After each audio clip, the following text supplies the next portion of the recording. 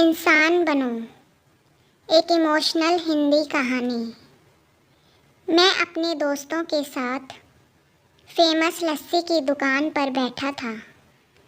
हमने लस्सी का ऑर्डर दे दिया था।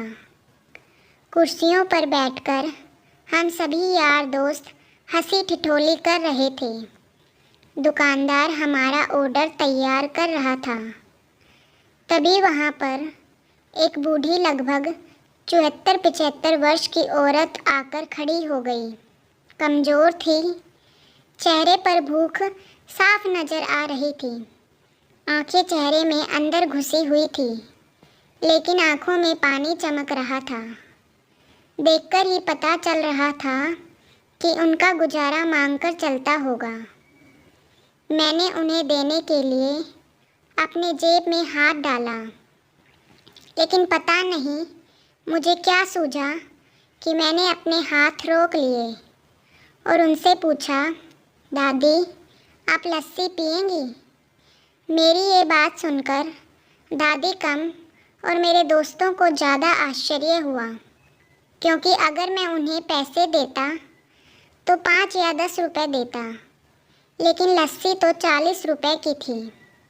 बूढ़ी औरत हिचकिचाते हुए हाँ बोली और उन्होंने अपनी मुट्ठी में पकड़े 15 रुपए जो उन्होंने मांगकर इकट्ठा किए थे, मुझे देने के लिए मेरी ओर बढ़ाए। मैंने पूछा, ये क्यों? तो वो बोली, इन्हें अपने पैसों में मिलाकर मेरी लस्सी के पैसे भर दो।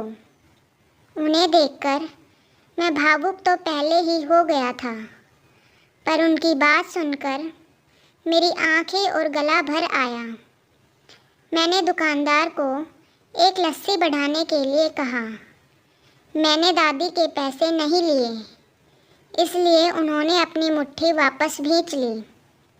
सबको लस्सी दे दी गई। मैंने अपनी और दादी की लस्सी के गिलास उठाए और एक दादी को दे दी।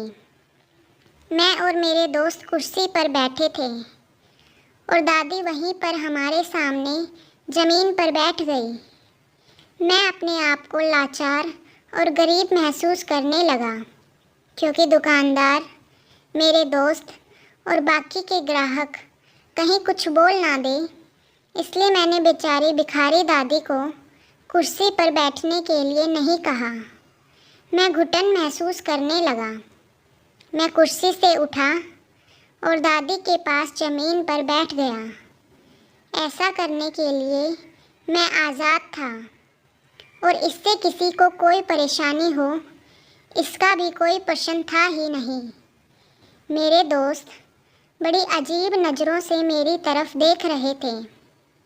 वो कुछ बोल पाते इससे पहले दुकानदार ने दादी को उठाया और कुर्सी पर बिठाया और मेरी तरफ मुस्कुराकर देखते हुए हाथ जोड़कर बोला, साहब ऊपर बैठिए। मेरी दुकान पर ग्राहक तो हज़ारों आते हैं, लेकिन इंसान कभी कभी आते हैं। तो दोस्तों, आपको हमारी ये कहानी कैसी लगी हमें कमेंट करके ज़रूर बताएं और ऐसे ही प्यारी कहानियाँ सुनने के लिए हमारे चैनल से जुड़े रहें और हमारे चैनल को लाइक, शेयर और सब्सक्राइब ज़रूर करें। धन्यवाद।